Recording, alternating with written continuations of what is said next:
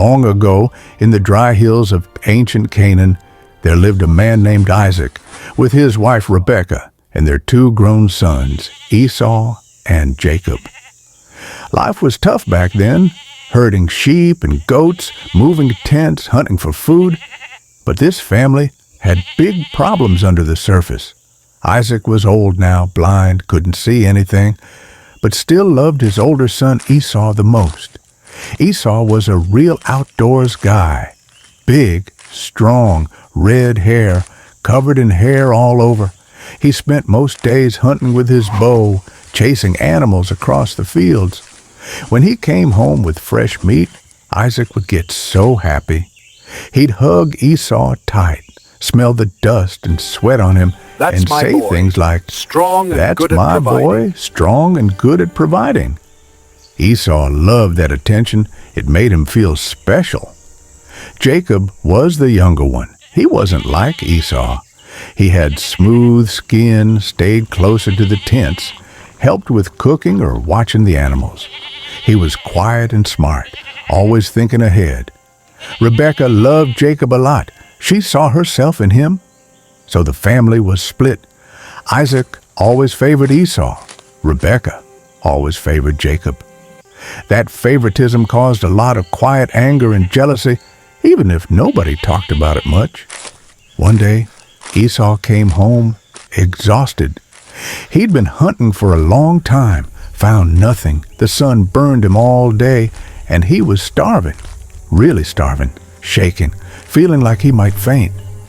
He walks into the camp and smells Jacob cooking. A big pot of thick red lentil stew full of spices and onions, looking and smelling amazing.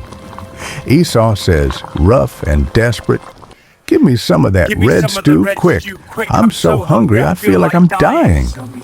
Jacob looks at him and says calmly, "Okay, but first sell me your birthright." Esau laughs weakly. "Come on, man. I'm about to drop dead here. What do I need a birthright for if I'm dead?" Jacob doesn't let up. "Swear to me right now that it's mine." Esau is too weak to fight it. He says, "Fine, I swear. The birthright is yours." Jacob gives him the bowl. Esau eats fast, finishes it, drinks some water, wipes his mouth, and walks away like it was no big deal. But it was a huge deal. The birthright meant he would get twice as much inheritance as his brother, lead the family one day, and get the special blessing from their father, the one that came from God through Abraham, promising land, lots of children, and being a blessing to the whole world. Esau just gave it away for one meal because he was hungry. He didn't think about it then, but he would regret it later. A few years go by. Isaac feels like he's close to dying. He calls Esau and says, "Go hunt something tasty, cook it the way I like it, then come back. I'll give you the blessing, the special one for the firstborn, before I die." Rebekah hears all this from nearby. She panics inside because she knows God had said long ago that the older son would serve the younger. She wasn't going to let Isaac give the blessing to Esau just because he liked him more. She pulls Jacob close and whispers, "Quick, get 2 young goats from the flock.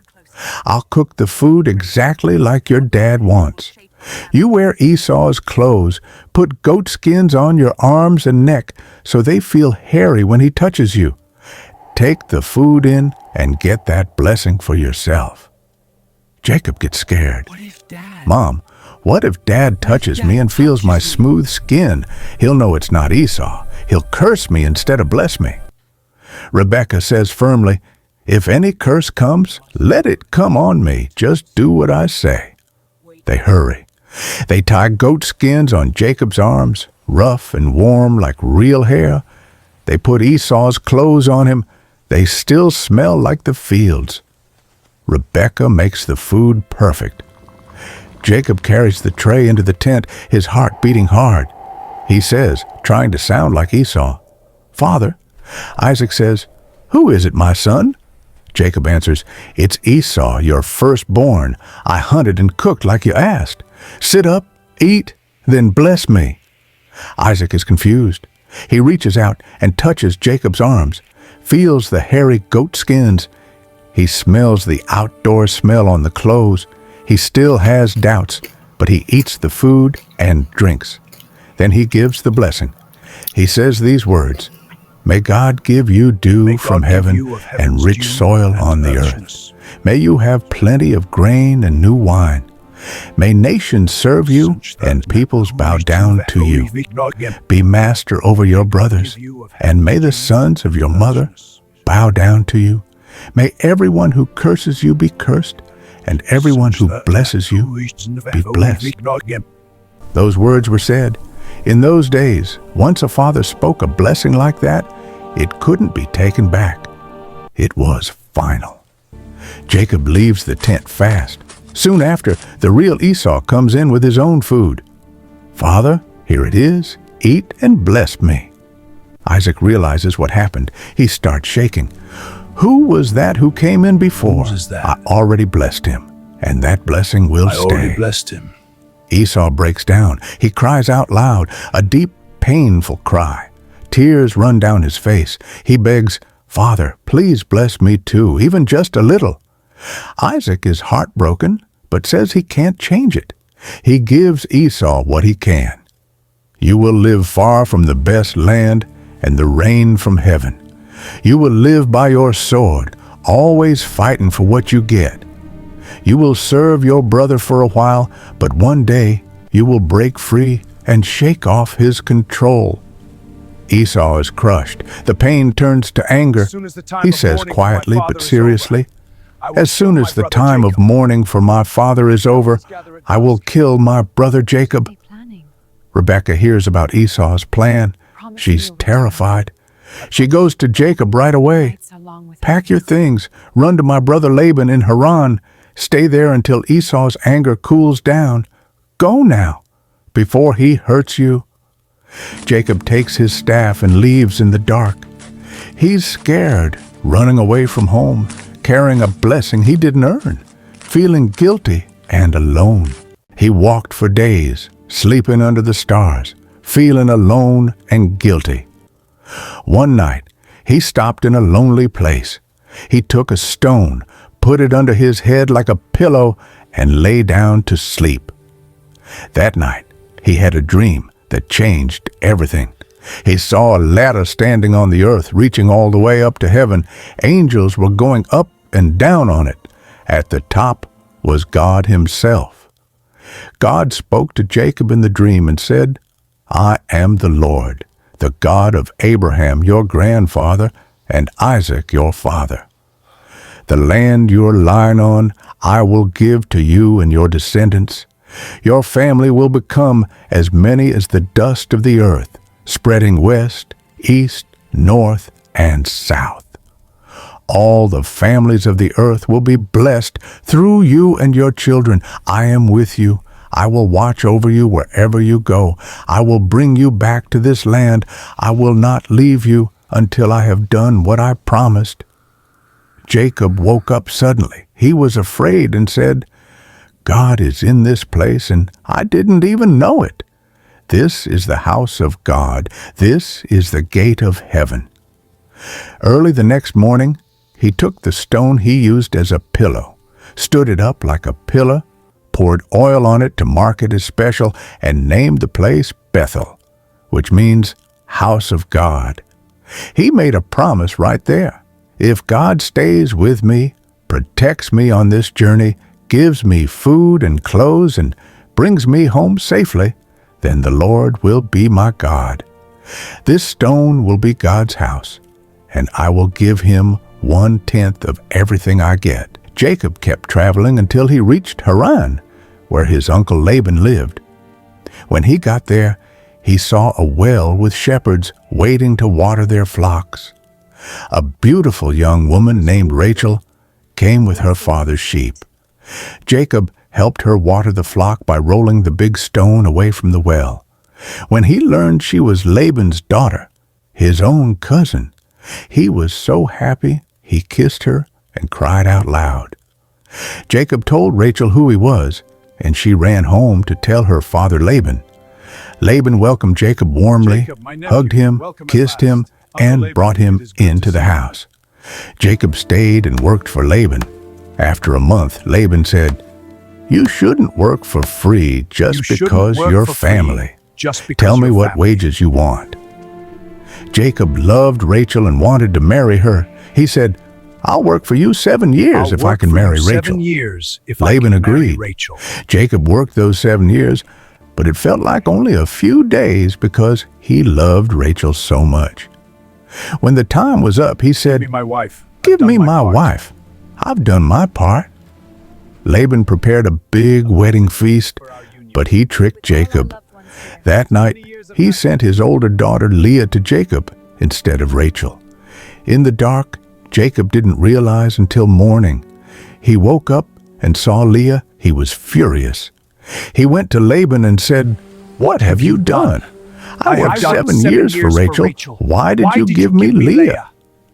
Laban said calmly, It's not our custom here to marry off the younger daughter before the older one. Finish the wedding week with Leah, then you can marry Rachel too, but you have to work another 7 years for me." Jacob had no choice. He married Rachel after the week, but he had to work another 7 years for Laban. In the end, he ended up with 2 wives, Leah and Rachel, and later their servants Bilhah and Zilpah became his wives too. He had many children: Reuben, Simeon, Levi, Judah, Dan, Naphtali, Gad, Asher, Issachar, Zebulun, Joseph, and Benjamin. Benjamin came later. His family grew big, but life with Laban was hard. Laban kept changing Jacob's wages and tried to cheat him out of good animals. After many years, about 20 in total, God told Jacob in a dream, "Go back to the land of your fathers, to your relatives, and I will be with you." Jacob decided it was time to leave. He gathered his wives, children, flocks, and everything he had, and they left secretly while Laban was away shearing sheep. Rachel even took Laban's household idols without telling anyone. Laban found out 3 days later and chased after them. He caught up after 7 days and was angry. But God warned him in a dream not to harm Jacob. They talked it out, made a peace agreement, set up stones as a witness, and Laban went home.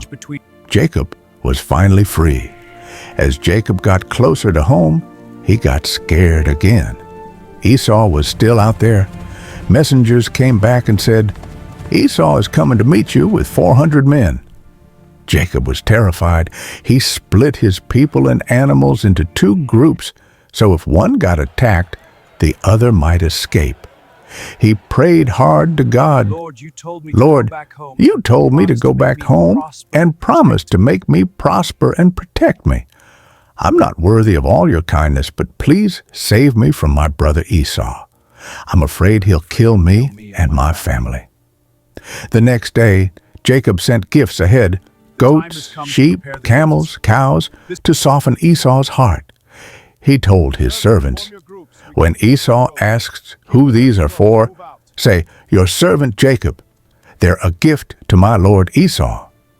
He did this 3 times, hoping to calm his brother down. That night, Jacob moved his family across the Jabbok River ford. He stayed behind alone. A mysterious man appeared and wrestled with him until dawn. They struggled all night. The man couldn't beat Jacob, but he touched Jacob's hip and put it out of joint. Jacob wouldn't let go. The man said, "Let me go. It's almost day." Jacob said, "I won't let you go unless you bless me." The man asked, "What's your name?" "Jacob." The man said, "Your name will no longer be Jacob, but Israel, because you struggled with God and with men and overcame." Then he blessed him. Jacob asked, "What's your name?" The man said, "Why do you ask?" and left. Jacob named the place Peniel, face of God, because he said, "I saw God face to face and lived." The sun rose as Jacob limped away, his hip hurt forever as a reminder. The next morning, Esau arrived with his 400 men. Jacob lined up his family, servants first, then Leah and her children, then Rachel and Joseph last, the ones he loved most.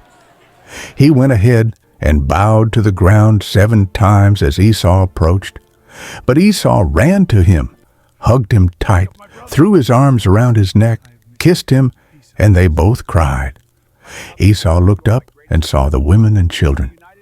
"Who are all these?" Jacob said. "These are the children God has given your servant." Esau asked about all the gifts that came ahead. Jacob said, "Just to find favor with you, my lord." Esau said, "I have plenty already, brother. Keep it." But Jacob insisted, "Please take it. If I've found favor in your eyes, accept this gift. Seeing your face is like seeing the face of God, especially now that you welcome me." Esau finally accepted. They talked like brothers again. Esau offered to travel with Jacob, but Jacob said his family and animals moved slowly. Better to go at their pace. Esau left some men to help, but Jacob went a different way. In the end, the brothers who had hated each other made peace.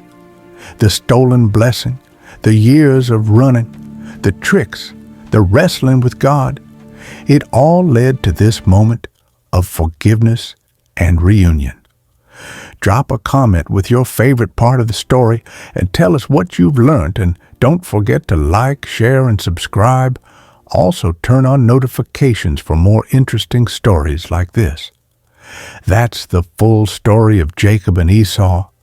2 brothers, 1 family, a lot of pain, and a God who worked through all the mess to keep his promises.